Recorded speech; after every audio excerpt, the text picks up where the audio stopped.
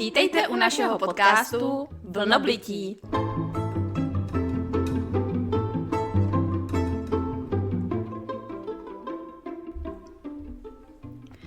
Tak ahoj všem, kteří nás neposlouchají. Nebo náhodou poslouchají. Což nám zatím připadá nepravděpodobné, ale nikdy nevíš. Přesně tak. A náhoda je blbec. To bude kvalitní. Já to cítím v kostech, co ty? Já toho cítím v kostech. Jo, tak o tom potom. Dobře. A co náš podcast? Dobrý, začíná to velmi nadějně a slibně. A doufám, že jsme všem našim neposluchačům či posluchačům už určitě utrhli uši, protože jsme si na tento podcast koupili krásné růžově svítící mikrofony.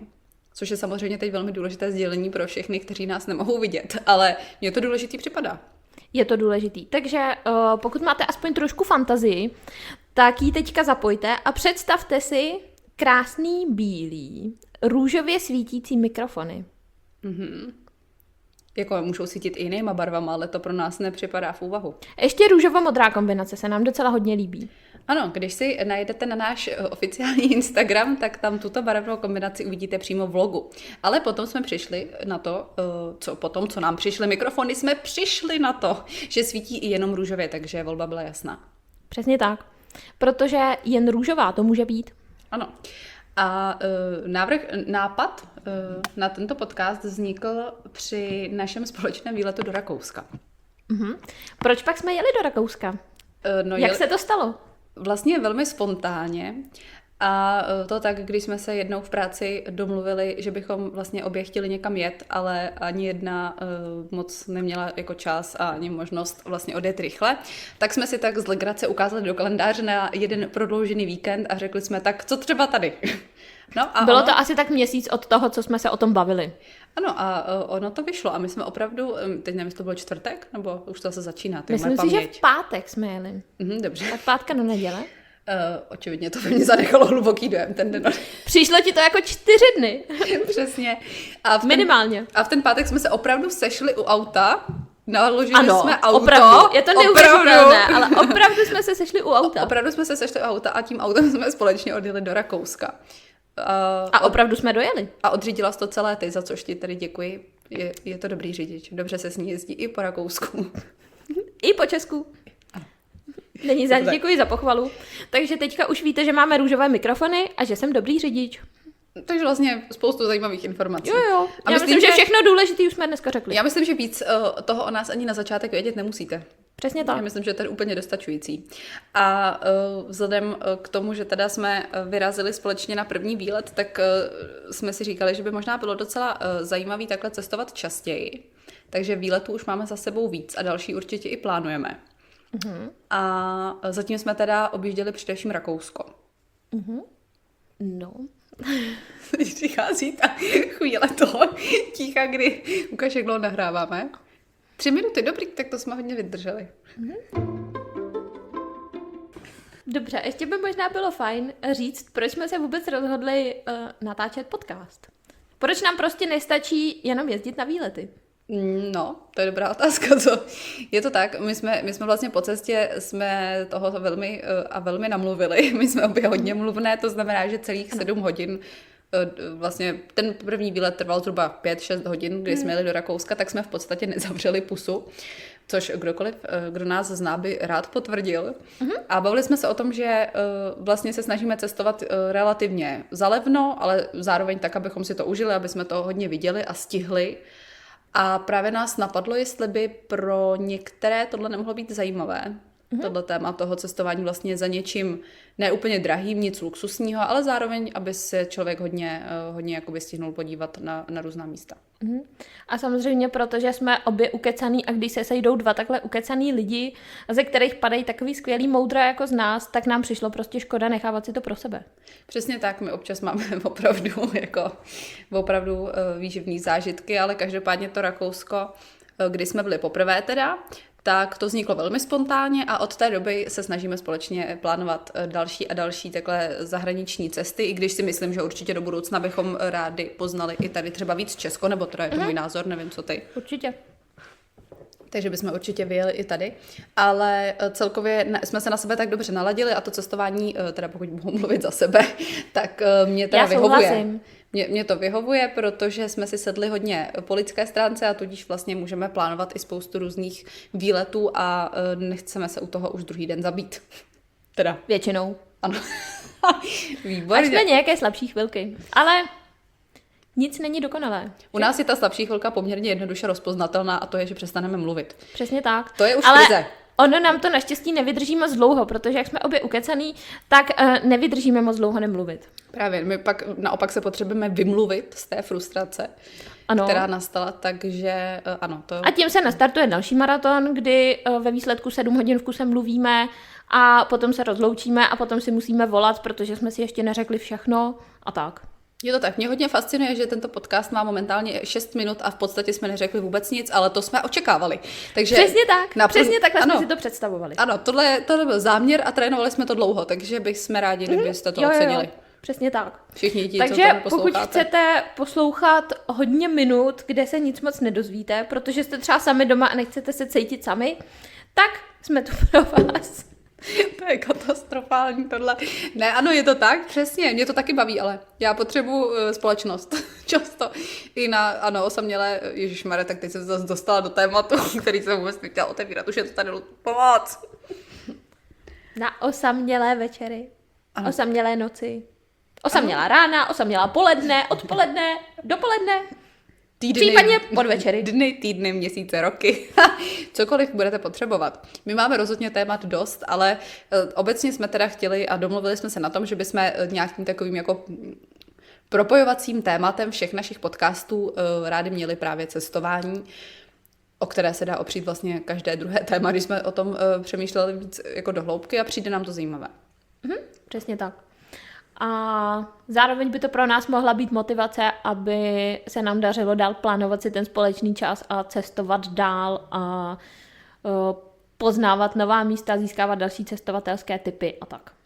No tak už dost, tak pojďme se po 7 minutách přesunout k něčemu, jako třeba k našemu prvnímu výletu do Rakouska.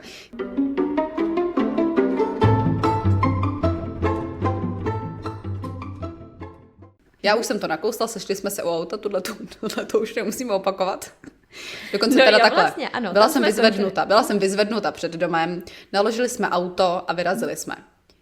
Docela obě, bych řekla, v očekávání toho, co se bude dít. A už po cestě, to už asi jste pochopili, jsme si povídali.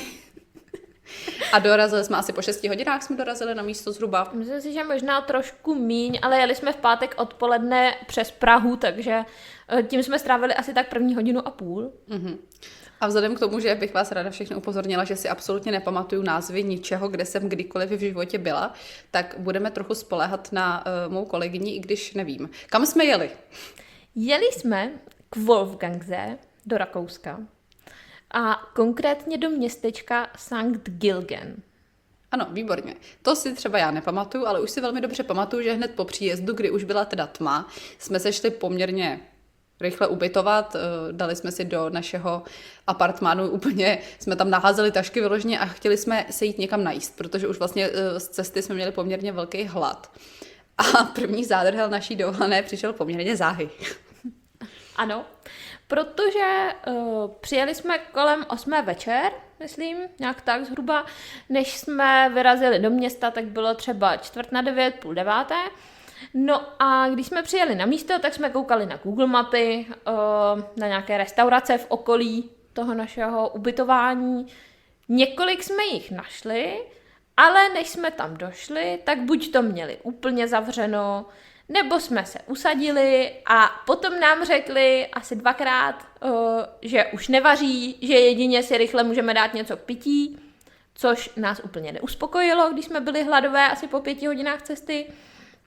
Takže jsme vždycky šli dál, bylo to čím dál tím trapnější a trapnější, protože vlízt do 3. restaurace, odkud nás vyhodí v rakouském maloměstě, kde jsme na náměstí lomeno návsi potkávali asi tak 8krát ty samé lidi, kteří koukali, kam ještě vlezem a odkud nás zase vyhodí. Nebylo úplně ideální. No a zároveň 2 hladové holky, které nemůžou najít nic k jídlu, to zavání trošku krizí. Trošku nervíčky. Je pravda, že tady právě přišla ta zmiňovaná situace, kdy jsme ani jedna už toho zas tak moc nenakecala. A úplně automaticky jsme se hnali za nějakou restaurací. Každopádně vás nebudeme dlouho napínat. Trvalo to třeba hodinu, podle mě. Myslím, že trošku míň. Nebo 3/4 hodiny, že jsme fakt chodili? No a už je to tady Myslím si, přeháním. Já jsem si trošku zapřehánila. Myslím si, že třeba kolem 9, že jsme se usadili a už jsme tak nějak zjistili, že tady by to šlo. Že nám někde něco uvaří, objednali jsme si limonádu. Ježi, to byla nejlepší limonáda. Jsme měli strašnou žízeň a strašný hlad. A našli jsme takový jako docela zvláštní podnik, který zvenku vypadal jako bar, nebo prostě jako, že se tam bude tak akorát tancovat. Myslím si, že i v přízemí to mělo nějakou diskotéku, nebo někde v suterénu, blikaly tam neony. A já jsem si říkala, no dobrý, tak tohle je poslední šance, jinak umřu. Takže jsme tam vlezli a úplně jsme vykulili oči, protože okamžitě nás usadili ke stolu a tady jsme se jich už poměrně jako hystericky ptali, jestli ještě vaří, a když nám odpověděli, že ano, samozřejmě, tak se nám velmi ulevilo.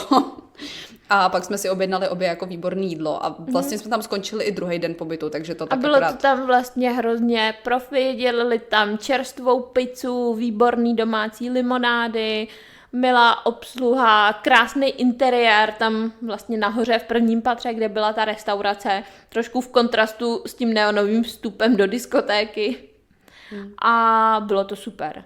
A byla to restaurace i za docela rozumné ceny a přitom vlastně druhý den za světla jsme zjistili, že je úplně na břehu toho jezera na promenádě. No jako teď jsem zrovna chtěla zamachrovat a říct, jak se ta restaurace jmenovala, vůbec nevím.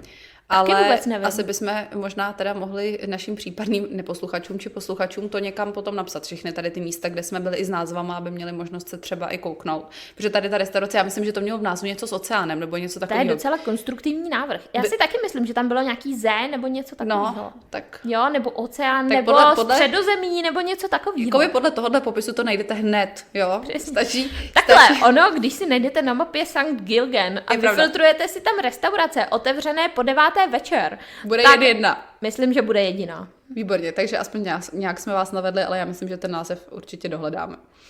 No a takže pak jsme teda se najedli, šli jsme velmi spokojeně zpátky na naše ubytování. Byli jsme trošku víc happy, zase jsme mluvili. Jo, to je pravda, mluvili jsme docela dlouho pak ještě. Co se týká ubytování, tak to jsme měli vlastně přímo v tom malém městečku, bylo to moc hezký. Mně se teda to ubytování hodně líbilo, tam to bylo moc pěkný. Byl to nějaký hotel, penzion Falkensteiner. Ano, dobrý, už to začíná. Já si nepamatuju nic, ale tak aspoň jsem jediná, kdo má totálně děravou paměť už v našem věku. Tak aspoň můžu machrovat. Aspoň v něčem tady budu užitečná, kdyby nic jiného. Po probuzení jsme nás teda čekala skvělá snídaně, ta byla vynikající, to jsme si užívali a od té doby jsme si dali takové nepsané pravidlo, že když odjíždíme na dovolenou, tak bychom byli rádi, kdyby tam byla snídaně. Aby jsme se najedli. Máme takový zvyk, že se pořádně nejíme u snídaně a vydržíme v podstatě až do večeře. To jsme si vlastně říkali už před tou první dovolenou, že by docela mohlo fungovat, že s tím máme dobrou zkušenost z nějakých svých předchozích zájezdů, cestování. A myslím, že se to docela osvědčilo. Vybrat si ubytování se snídaní, tím pádem ráno nemusíme vstávat úplně nějak extra brzo, řešit, kde seženeme něco k jídlu a tak. Naopak jsme se vyspali docela pohodlně, v klidu se najíme hodně a potom celý den vlastně zvládneme jezdit po výletech s nějakou svačinkou někde a večer se těšíme na večeři. Takže tímhletím jsme vlastně zahájili první den, snídaně byla vynikající a potom jsme vyrazili už jako po výletech, už jsme se zase zbalili do auta. Je teda nutno říct, že jsme fakt jako celou dovolenou jezdili autem, všude jsme se jako dopravovali a přijde nám to vlastně i zpětně po těch několika jakoby výletech. Mám pocit, že vždycky jsem očekávala, že nás to vyjde dráž, než nás to doopravdy vyšlo. Čekala jsem, že ten benzín bude vždycky dražší. Takže a hlavně v tom vidím docela výhodu, co se týče času, protože podle mě nám to ušetří hrozně moc času a pro koncept těch prodloužených víkendů nebo prostě výletů, kde fakt máme 2,5 dne, 3 dny a chceme prostě něco stihnout, někam se podívat, vidět toho víc, tak mám pocit, že to ušetří spoustu času a Pomůže nám to k tomu, aby ten program mohl být opravdu nabitý, ale zároveň, aby se člověk nehonil, nebyl úplně ve stresu, že musí stihnout někde, nevím, autobus, vlak, cokoliv. No a vlastně teda to první ráno, to jsme podle mě hnedka vyjížděli směrem k té, já tomu říkám lanovka, ono se to tak nemenuje, jak se to jmenuje? Je to zubačka jo. Vlastně horská železnice, taková mašinka, na horu Schafberg. S tím, že tohle měla být, myslím, nějaká jako nejstrmější nebo s největším výstupem, nebo jak to, no. Jo, myslím si, že nejstrmější zubačka a teď nevím, jestli v Rakousku nebo ve střední Evropě, nevím, něco takového. Jo, tak připravení jsme výborně, ale bylo to něco takového. To je úplně jedno, každopádně. Bylo to strmý, byl to velký kopec a jezdí na něj vláček. A bylo to drahý. Jo, co si tak pamatuju, to já myslím, že to bylo nějakých, možná 40 euro? Na jednu nebo na obě? Na jednu si myslím, ale cesta nahoru i dolů. A dolů, jo, 20 a 20. Já jsem nevěděla, jestli 20 nebo 40. No bylo to poměrně jako... Mám pocit, že to. No ale tak, hele, už jsme tam dojeli, tak jsme si řekli, tak teď už teda ne, teď už zpátky nejedem, protože jsme si zaplatili i parkování. A jeli jsme teda na tu zubačku, která nás vyvezla, opravdu teda ta cesta byla poměrně zážitková, je pravda, že trošku jako při výjezdu jsem si říkala, jestli to byl dobrý nápad. No ale překvapení přišlo v tom, kdy nás vlastně to furt vyváželo teda nahoru, viděli jsme furt do té stráně pod sebe, takže to bylo jako docela takový, ne úplně asi pro každého, myslím, že pro někoho, kdo se jako bojí vejšek, to možná nebylo úplně nejideálnější, ale vlastně jsme dojeli, nutno říct, že ona nejela úplně do té nejvyšší stanice kvůli počasí, no ale každopádně jsme vystoupili do sněhu, i přesto, že bylo léto už, jako... Bylo to na přelomu dubna a května. Fakt? Jo, tak to nebylo léto. Ježišmarja, to zase úplně začíná léto. tohleto. Ale to je přesně ten můj zkreslený ale počasí ten... bylo letní.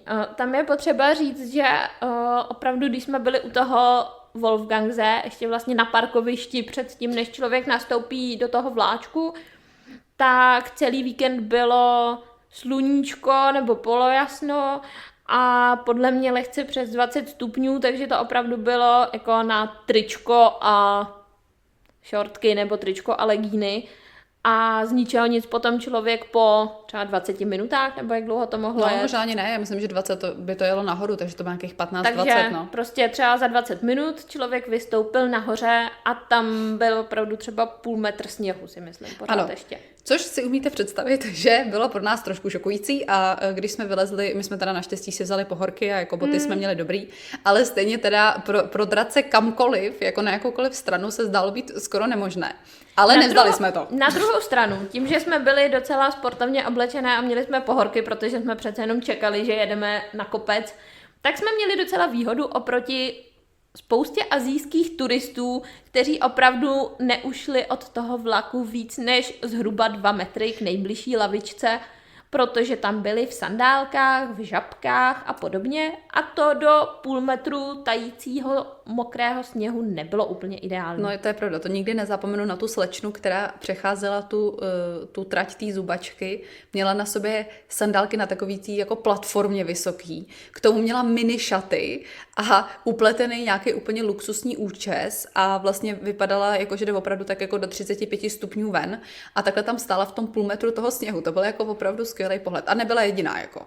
Přesně tak. Ale my tím pádem, že jsme teda úplně jako nezaháleli a šli jsme relativně dobře oblečený, tak jsme se do všech těch směrů od té trati šli podívat a došli jsme až na nějakou lavičku vlastně, která byla poměrně vzdálená. Je teda pravda, že jsme se celou dobu propadali do sněhu a neustále jsme padali. Jo, ale myslím si, že nějakých pár kilometrů po tom vršku, že jsme ušli, že to mohlo být k té lavičce třeba kilometr, potom zase někam jsme šli po pěšince na druhou stranu.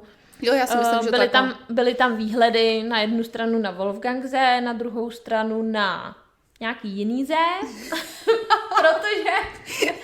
protože tu horu Schafberg to byl jeden vlastně z takových těch highlightů, co jsme měli vybrané už předem, že tam se určitě chceme podívat, protože už na mapě i na fotkách to vypadá krásně a je to oblast, kde je zhruba 5 velkých jezer u sebe a ten Schafberg je tak nějak plus minus uprostřed, takže když se člověk podívá na kteroukoliv stranu, tak tam vidí prostě ty hory, Alpy a mezi tím ta velká jezera. No prostě tuze, tamze, všude ze. Tak.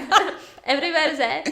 Je pravda, že trošku jako s tímhle já opravdu bojuju, já si ty názvy prostě nepamatuju, takže pravidelně hned den po návratu se ptám, kde to jsme to vlastně byli a jak se to tam jmenovalo, ale to není nic překvapujícího. Dobře, tak já můžu zamachrovat tím, že vím, že v téhle oblasti je ještě Aterze a Monze. Jo, tam jsme byli, to si pamatuju.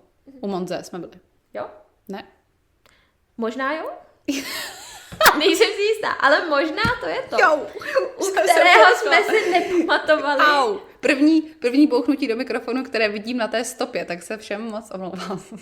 Dobře. Jsem si dala do hlavy. Ale když jsme se připravovali na tento díl, tak jsme si nemohli vzpomenout na název jednoho z jezer, u kterého jsme se procházeli, tak možná jsme záhadu vyřešili a možná to bylo Monze. Já si myslím, že jo? Možná taky ne. Nevím. Nevíme. No to je jedno, takže potom, co jsme teda absolvovali toto, tak jsme se zase tou zubačkou nechali svést dolů, což bylo už jako úplně v pohodě. Je teda pravda, že strmý to bylo hodně, ale už jsem jako nebáli jsme se. Ale pocitově je to, jako to sezení vevnitř je, řekla bych, jako lanovka na Petří. Jo, úplně stejný typ, takový ten šikmej, jakoby se šikmenej vláček, je to úplně to samý. Takže si myslím zase, že třeba pro někoho, kdo se bojí výšek, tak to je pořád mnohem příjemnější než lanovky a tak. Jo, jako pocitově jede to je po to zemi. bezpečný. Ano, jede to po zemi a pocitově je to bezpečné, takže doporučujeme. Přesně tak. No a co pak? Pak jsme se vrátili vlastně dolů a šli jsme, co si tak pamatuju, tak jsme si dali nějakou svačinu, sedli jsme si tam právě k tomu jezeru, které bylo vlastně hned na druhé straně. Tam byl takový menší přístav, to bylo v městečku Sankt Wolfgang. A tam jsme právě seděli docela dlouho, povídali jsme si a výjimečně. Ano. A jedli jsme, vzali jsme si fakt jenom pár sušenek a to nás relativně jsme byli v pohodě. No a pak jsme pokračovali dál. Ano. A protože ta první část byla taková, že jsme se vyvezli nahoru, přece jenom sice jsme se prošli, ale v tom sněhu toho člověk úplně nenachodil tolik, nebyla to vyloženě túra, tak jsme na odpoledne chtěli najít něco, kde se budeme moct trošku víc projít a zase tak nějak vylézt z toho auta, užít si trošku tu přírodu jinak. A jeli jsme, myslím, rovnou z tohohletoho městečka k menšímu jezeru, což bylo, tuším, Hinterze. Taky nějaký zé, ale myslím, že ano. Další zé, přesně tak. Další zé. My jsme hodně na zé. Ano. Ježiš. Ne, opravdu. My jako jezdíme do Rakouska právě proto, že hrozně rádi jako obcházíme ty jezera a vůbec už vlastně i se občas koupeme, ale to zase příště. A všude je to krásný a všude jsou tam vždycky krásné fotky a výhledy. Každé to jezero je jiné a máme to rádi. No a tady vlastně jsme vyšli rovnou z auta a měli jsme tak, já nevím, 3-4 kilometry, to bylo podle mě celý ten okruh, tak zhruba. Myslím si, že to bylo tak na hodinku procházka, no. Jo, taková úplně ideální fakt, ale docela jsme se prošli, protože kolem toho jezera to bylo furt do kopce, z kopce, takže to nebyl úplně takový ten terének jako jenom na chůzi a bylo to fajn. A obešli jsme vlastně celý tohleto. A i tak kousek byl jako silnice víc, kousek taková lesní pěšinka a tak. Takže. Jo, takže jsme obešli vlastně komplet jsme ho obešli. No a u toho jsme si zase povídali. Ano, no nemlčeli jsme. Prohodili jsme pár slov. Jo. Netradičně. Prohodili jsme pár milionů slov. Ano. A potom jsme zase šli zpátky k autu. A já myslím, že to už bylo odpoledne, to už bylo prostě relativně později, protože ona ta zubačka, my než jsme tam dojeli, tak to taky docela trvalo, bylo to takový jako to. A já vím, a potom, než jsme šli na večeři do té naší oblíbené restaurace nad Neony, tak jsme se vydali na shopping. No jo. Do místního Špáru. Pravda, protože vlastně byla sobota a my jsme moc dobře, protože jsme chytré holky, věděli, že bude v neděli zavřeno a že nás doma nepřivítají, když nepřivezeme plnou tašku sladkostí a dobrot. Takže ano, takže jsme vlastně jeli do Špáru, tam jsme všecko pokoupili. To jako je naším dobrým zvykem. Úplně všecko, úplně celý Špár. Jo, takže poslední místo v autě jsme zaplnili taškama ze Špáru. Přesně tak. Ještě, že máme tak obří auto. No, tak pro 2, jako myslím, že opravdu by mělo být velmi obří. Pro 2 a nákup ze Špáru. No, takže to jsme vyřídili, tuto povinnost. A potom už jsme byli docela hladoví. To si pamatuju, že jsme už se těšili zase na večeři, ale nicméně jsme zastavili zase až jako u apartmánu a zase jsme se procházkou městem šli projít. Podle mě jsme ještě před večeří to trošku obešli tam kolem toho jezera, který byl vlastně před tou restaurací, protože jsme a tam chtěli vlastně poznat. takový náměstíčko, nebo ono to vypadalo, to centrum toho města, jako takové lázeňské město. Byla tam nějaká kašna, park a tak, takže tam jsme se prošli trošku a pak jsme šli opět na skvělou domácí limonádu, domácí pizzu a podobně. Tentokrát už jsme si sedli ven na začátek, vlastně, protože tam bylo moc hezky. A přesně, vzali jsme si obě pizzu, která byla výborná, já jsem ji teda měla spálenou, ale tak co se dá dělat, že? Takhle, podle mě by si toho nikdo normální nevšiml, ale pro tebe byla spálená. Byla úplně černá ta pizza. No, úplně černou pizzu by si většina lidí podle mě představovala jinak. Ale samozřejmě proti gustu. Je pravda, že jsem strávila další hodinu tím, že jsem si vykrajovala všechny tyto černé části, domnělé černé části. Ano, před touto hodinou si strávila ještě 15 minut tím, že jsi pizzu důkladně prohlížela ze všech stran a asi tak 100krát položila otázku, jestli je ta pizza v pořádku. No jo, no tak kdo mě zná, tak ví. Odpověď ano si samozřejmě neakceptovala. No, každopádně pizzu jsem relativně snědla. Ale v pořádku, aspoň jsme měli zábavu. Je teda pravda, Nemuseli jsme vymýšlet jiný program na večer, protože když člověk 1,5 hodiny okrajuje pizzu, tak už z toho večera vlastně za stolik nezbývá. A o zbylý program na večer se nám postarali sousedé v hotelu, o tom již později. To se řekne někomu, kdo tu pizzu neměl tak spálenou, bych ráda předeslala. Dobře. Tak, ano, a po této výborné večeři jsme se teda uklidili zpátky už na pokoj, byli jsme relativně unavené, co si tak pamatuju, tak docela dost. No a pak přišla tato vysněná zábava hotelového charakteru, kdy nevím, jak to popsat, no prostě klasika, no. Šli jsme se sprchovat. Kdo nezažil něco takového hotelu, jako by nebyl. Přesně, šli jsme se vysprchovat a když druhá z nás vylezla ze sprchy, tak najednou z ničeho nic jsem položila otázku. Slyšíš to taky? A já jsem řekla, myslíš tohle? Ano, slyším. A vzhledem k tomu, že vedle nás, dle těch zvuků, byli ubytovaní 2 velmi aktivní lidé, kteří si jeli dovolenou užít plnými doušky, tak to trvalo, jako bylo to strašně dlouhý. Podle mě třeba 3/4 hodiny určitě jsme to zkoumali. Ano, seděli jsme a samozřejmě, jakožto správné Češky, jsme rozhodně nezvolili variantu, že bychom si narazili sluchátka a pustili jsme si nějaký film. Ne, sedli jsme si krásně na roh těch postelí a čekali jsme, co bude. Ano. Nutno podotknout ještě, že ze začátku jsme opravdu zkoumali, jestli slyšíme to, co si myslíme, protože charakter těch zvuků byl docela zvláštní. Jako nebylo to úplně jako... Lze si to představit něco jako občas to znělo jako mňoukání kočky třeba, nebo něco takového. Občas jako když zakňourá dítě třeba, nějaký miminko, nebo... No prostě bylo to zvláštní. Je pravda, že ten začátek jako toho právě byl takový dost jako nejistý v tom, že jsme nevěděli, co to vlastně je a jestli máme jít někoho zachraňovat, anebo jestli naopak se nemáme přibližovat. Pochopili jsme, že se nemáme přibližovat po chvilce, ale strašně dobře jsme se tím bavili opravdu minimálně 45 minut, kdy jsme, vzhledem k tomu, že my jsme slyšeli tak se trošku bojíme, že oni slyšeli ten náš smích, ale nejsem si tím úplně jistá.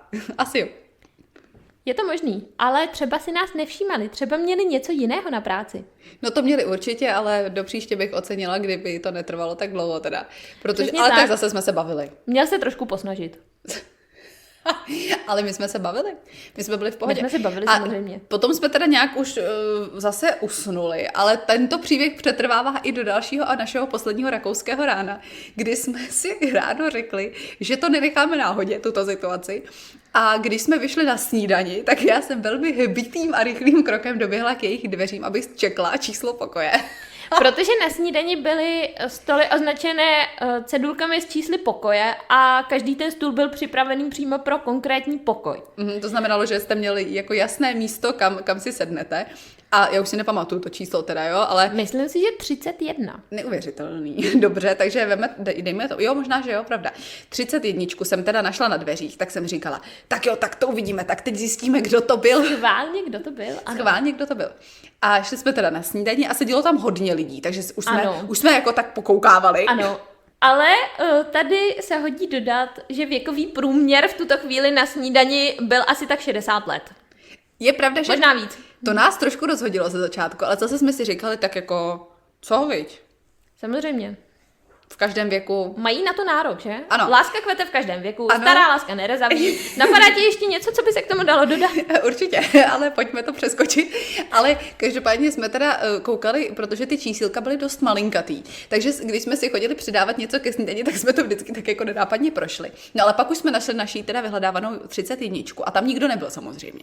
Tak jsme si říkali, no tyjo, tak snídaně teď byla do 10:30, myslím, až tady v tom. A my jsme tam byli My jsme byli třeba v 9. Jsme šli třeba v 9, takže tak do 9:30, do 9:45 jsme tam určitě seděli a furt nic. A říkali jsme si, no tak ale my odsud neodjedeme, aniž bychom věděli, kdo to byl. Přesně tak. Protože to bylo důležité samozřejmě. Chtěli jsme to vědět. No potom už nás moc nečekalo nic zajímavého, šli jsme na Ale pokoj. jinak vůbec nejsme zvědaví a nepleteme se do cizích věcí a podobně. Jak ti to napadlo, že bychom byli zvědaví, to vůbec? To není naše. No právě říkám, že. To je to vůbec, poslední, to je vůbec. to poslední, co bychom byli.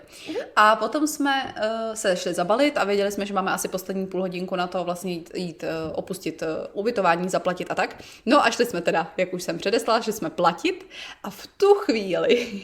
V 10:30 přesně. No ale pozor, to šli teprve na tu snídani, jo? Nutno podotknout, že byla do 10:30. A v 10:35 se na schodech objevil takový mladý pár. Velmi, jak bych to řekla, vypadali velmi unaveně. A tak bylo 10:35 a štrádovali si to na snídani. Bohužel my jsme v tuto chvíli už platili a komunikovali s paní u té recepce, ale obě jsme velmi rychle v jednom vteřině zčekli tento pár, obě jsme se na sebe podívali a začali jsme se samozřejmě nekontrolovatelně smát. Ano, ten pohled mluvil za vše. Ale vyhráli jsme. Zjistili jsme, kdo to byl. Jo, tak to já bych nevodila potom tu, kdybych nevěděla, jako to ne. To, No samozřejmě. to nepřipadá. Takže naštěstí jsme se směli vrátit ještě ten den, jinak bychom museli čekat na další noc a další ráno. No já myslím, že když jsem je tak viděla, takže by to asi bylo furt to samé. Možná by to klaplo i další Ale noc. možná by to i šlo. No a vlastně tímto poznatkem jsme tak nějak zakončili naší cestu, co se týká jakoby ubytování, takže jsme zase naložili všechny naše saky-paky do auta a po cestě zpátky, ještě jsme měli čas, my jsme si říkali, že do Prahy chceme vyrazit tak jako po obědě někdy kolem té 2. hodiny, aby jsme byli relativně včas doma. A rozhodli jsme se stavit, nejdřív jsme koukali na mapu a chtěli jsme si užít ještě kousek přírody. A vyrazili jsme k nějakému dalšímu muzeu. To je právě to, u kterého si nejsme jisté, co to bylo zač.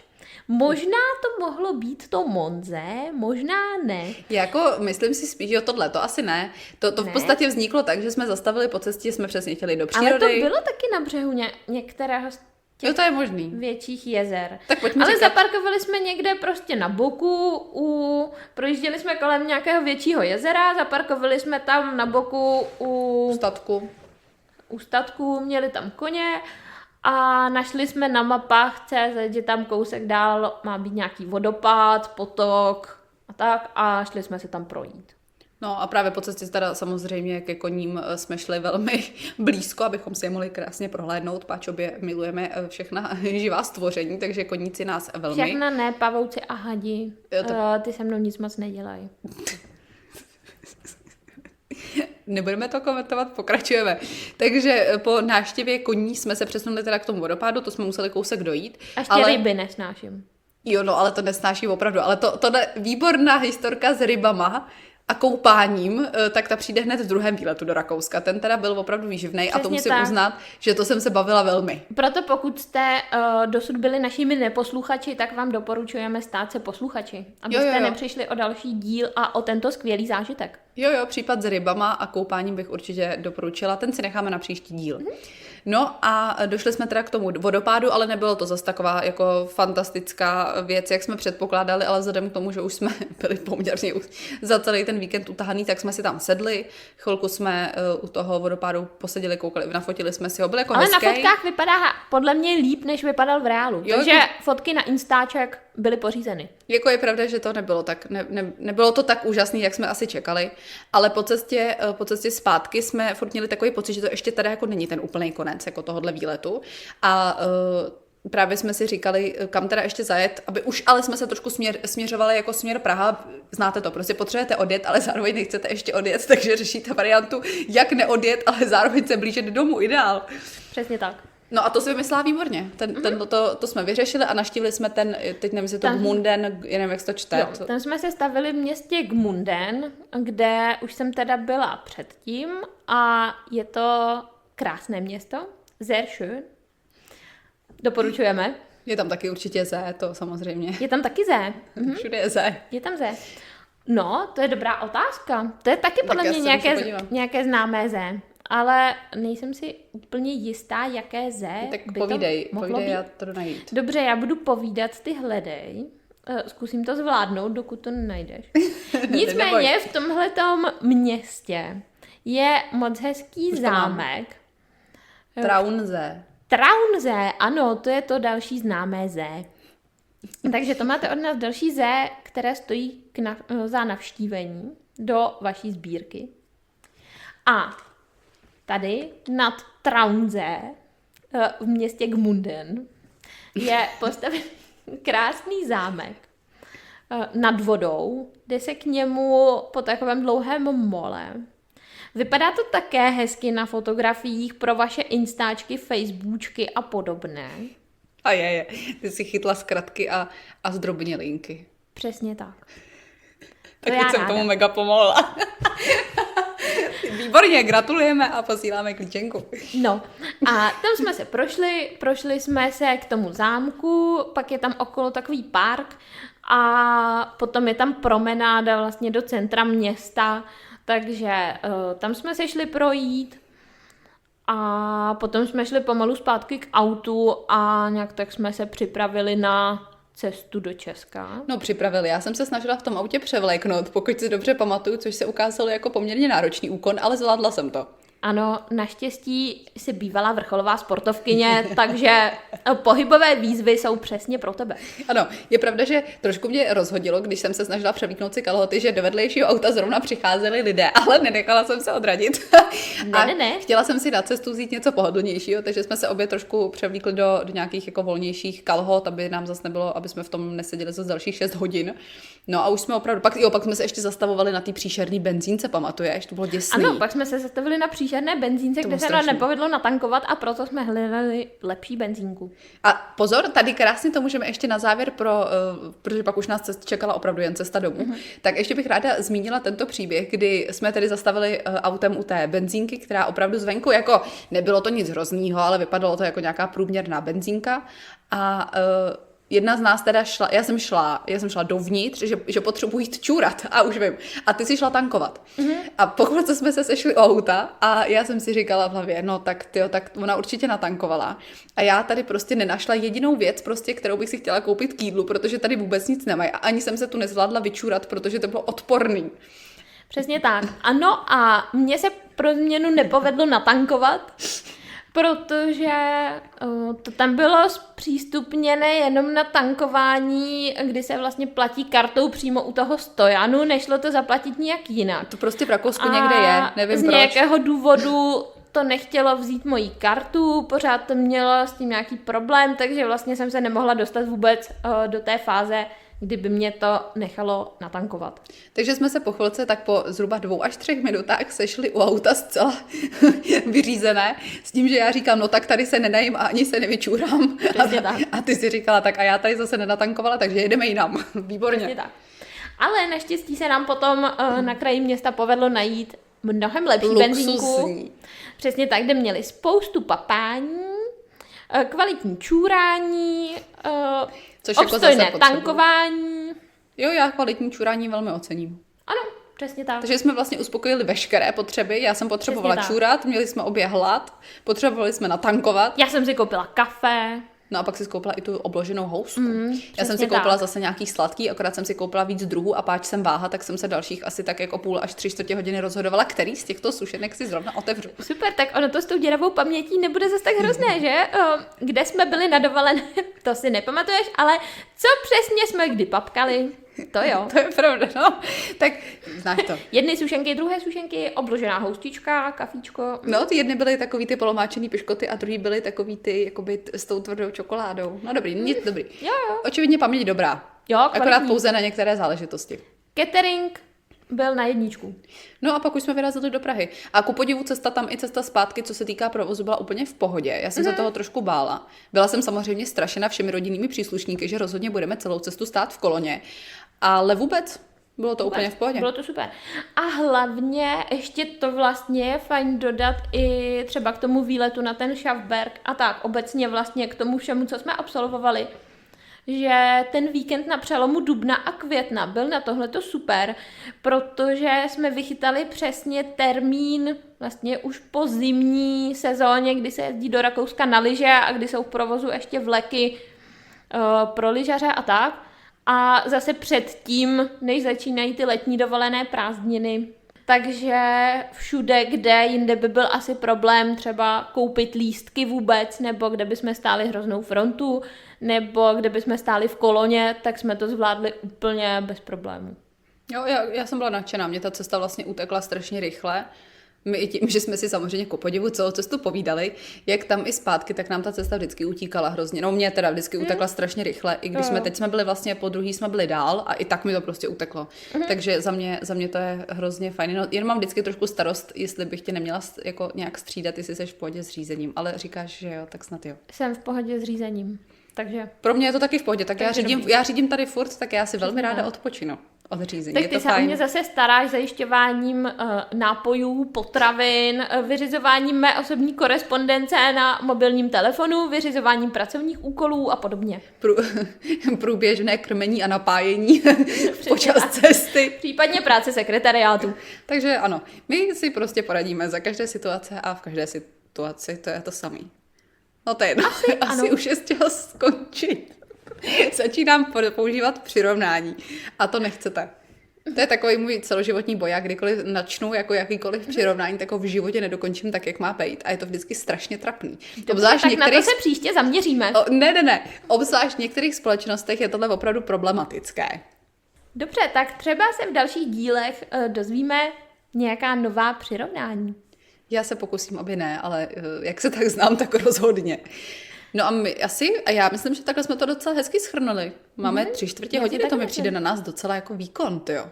Jo, já si taky myslím. A dokonce oproti prvním cca 5 až 7 minutám si myslím, že jsme docela i něco sdělili světu. Nemlaď do toho mikrofonu. Pardon. Já jsem nějaká nekontrolovaná. Ne, jo. Už to se začíná. Možná. To jsou ty slova. Pojďme nepoužívat tyto cizí termity, jak by řekl. Podle mě jsi nekontrolovaná i nekontrolovatelná. Je to pravda, je to tak. No tak my vám moc děkujeme za doposlouchání těchto... Takhle, hlavně vám děkujeme za těch prvních 7 minut. Ty musely být fakt náročný a hrozně se za ně omlouváme. Já se neomlouvám. Tak já se omlouvám, ale ty se budeš taky omlouvat, až si to poslechneš, víš? Neomlouvej se, podle mě to je super. Já jsem nadšená, mě to moc baví. Já věřím, že naši neposluchači i posluchači to ocení. Mě to moc bavilo teda. Mě to já taky jsem nadšená. Svítí nám tady oběma, už je poměrně šero a svítí tady pouze ty 2 růžové mikrofony, takže za mě úplně ideální stav. S malým zeleným světýlkem. No, je to super. Teď ještě teda přichází náš úkol to dát nějak všechno dohromady. Ale myslím, že to půjde. Ale mělo to atmosféru. No tak jo, tak my se na vás budeme těšit u dalších dílů, kdy vám určitě velmi rádi odvyprávíme další zážitky z dalších výletů a do budoucna i třeba můžeme probrat i plánování nějakých výletů, které se třeba uskuteční. A možná přijde i kouzelník. Nebo třeba nějaký host, nějaký jiný. Já bych toho kouzelníka brala. Nevím, jestli kouzelníka seženeme hned jako prvního hosta, ale někdo by možná mohl přijít časem. Já bych byla jenom pro. Akorát teda víš, co je blbý? Že budeme muset sehnat 3. mikrofon. Znáš nějakýho kouzelníka? Jo. A pozveme ho? No já nevím, to teď radši nebudu tady slibovat. A přijde? Jo, určitě. Dobře, no tak jo. Třeba někdy bude opravdu i možná kouzelník. Přijde i kouzelník. Tak jo, tak moc děkujeme. Mějte hezký zbytek dne, ať už jste poslouchali náš historicky první díl kdykoliv a kdekoliv. Ano, mějte se krásně. Mějte se krásně a zatím ahoj. Ahoj.